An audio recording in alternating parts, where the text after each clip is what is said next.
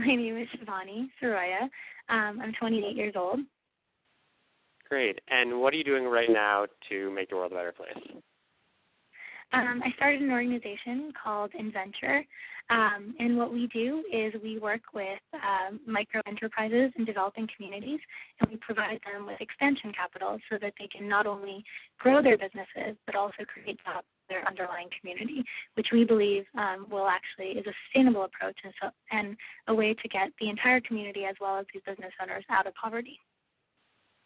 Cool. So what do you do to make that happen? So we actually really believe in bringing everyday individuals into this solution.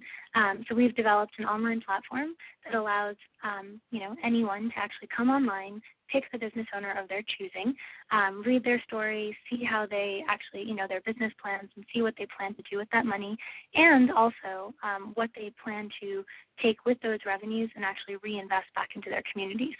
And so you can go on, pick your business owner, and actually invest as little as $25 into a business owner of your choosing.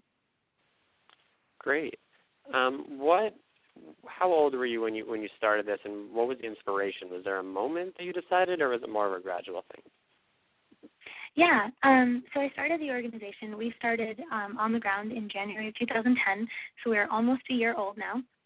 And the idea came, a little while ago, but really it was just, I think it was kind of one of those moments, really.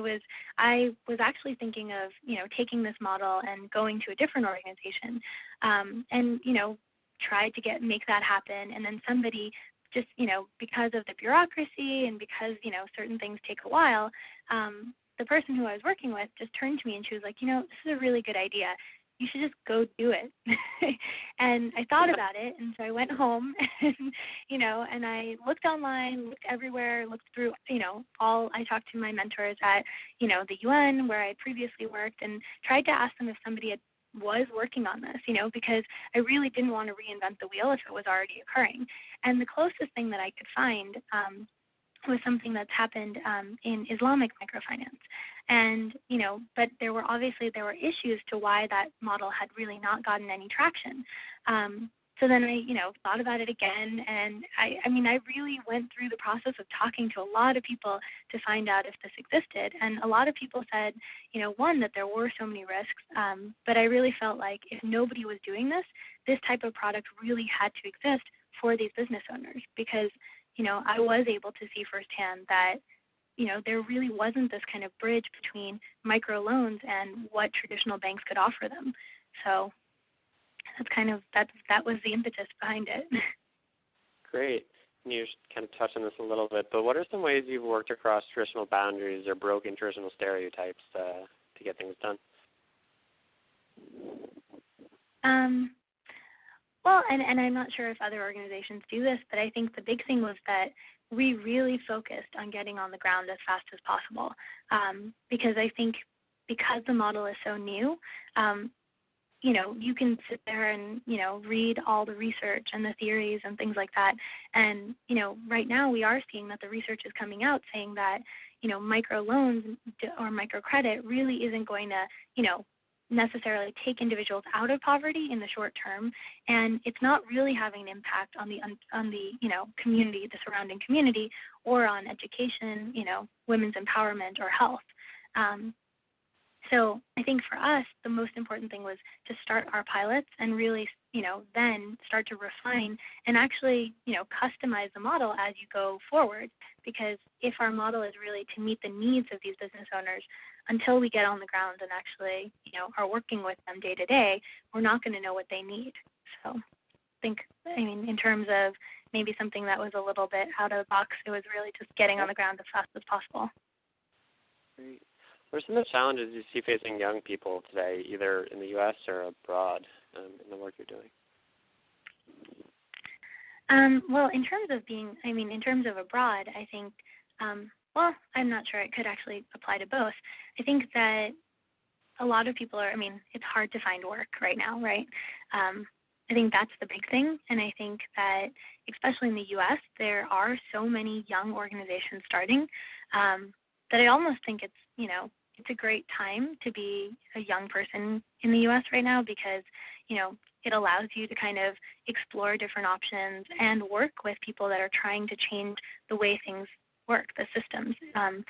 And so I know personally, there's a lot of people around my age who are starting really great organizations that are kind of, in that balance between for-profit, nonprofit, and are coming up with different legal structures and different ways that, they can be a sustainable organization while also doing good. And so I think that's really exciting right now in the U.S. I think abroad, I think one of the things that we're trying to do on the ground is a lot of the kind of advisory services and consulting services that we provide our business owners. We're trying to bring in the youth from local universities because we are seeing that, they don't have jobs being offered to them right now, and they are getting educated, which is really great. But we want to be able to bring them in and, hopefully give them an outlet to use those skill sets that they're getting. Great. And what advice would you have for a young person who wants to get involved in whatever, you kind of describe your process in doing it, and what would you tell another person who has an idea like this? I think the big thing is knowing that you really want to do it. I think a lot of times, I definitely did not know the challenges beforehand, which I think sometimes is a blessing, because you have this great idea, and I think a lot of times you forget how difficult it really can be, which is good because I think in the beginning, if you just jump in and making sure that you know for sure that there isn't another model or another organization doing this, because if you're going to put in this much effort and time, you want to make sure that you're really adding value as opposed to, I think a lot of times there are so many organizations that possibly do the same things, and that almost works against us. And so it makes more sense for us all to work together if we all have different ideas that we can bring to the table rather than start our own organizations. So I think the first piece of advice would be to just make sure that, you're not reinventing the wheel because that's just going to be harder. And then the second thing is just knowing for sure that you are committed for the long run because it is a struggle and a challenge. And then, I think the other thing is really making sure that your teammates are with you. And, I think a last thing would be possibly to consider even having a co-founder because I think, in starting an organization, the responsibilities are so huge that it's great to have somebody along with you if you're not going to have, your full team from the beginning, which I think was really helpful for InVenture because we really did have that.